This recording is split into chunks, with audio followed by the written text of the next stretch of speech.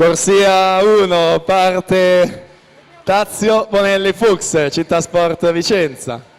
In 2 Lapo Tinti, SC Nuoto. Corsia 3 Raffaele Ferracin, Antares Nuoto. Corsia 4 Nicolò Rosso, Team Veneto. Alla 5 Ludovico Niero, Hydros.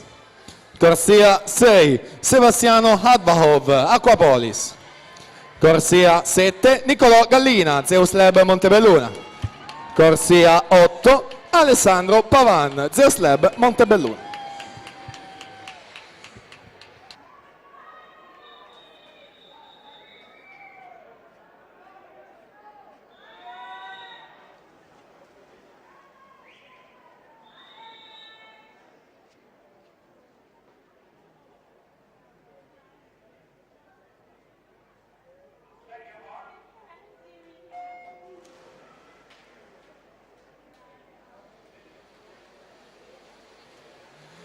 Centro d'Orso ragazzi, primo anno.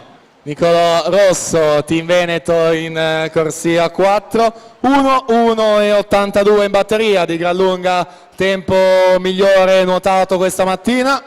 Il suo fianco Ludovico Niero alla 5 per l'Hydros e alla 3 Raffaele Ferracin. Virata ai 50 metri, Rosso 30:88, Niero 31:40, Ferracin 31:51.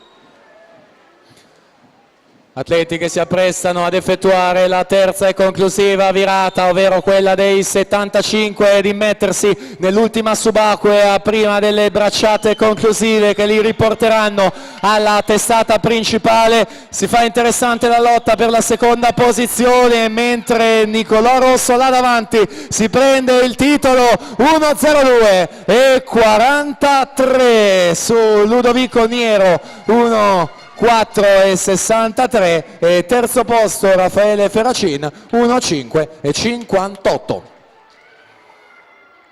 Aumentiamo gli anni di nascita, saliamo ai 2003-2004.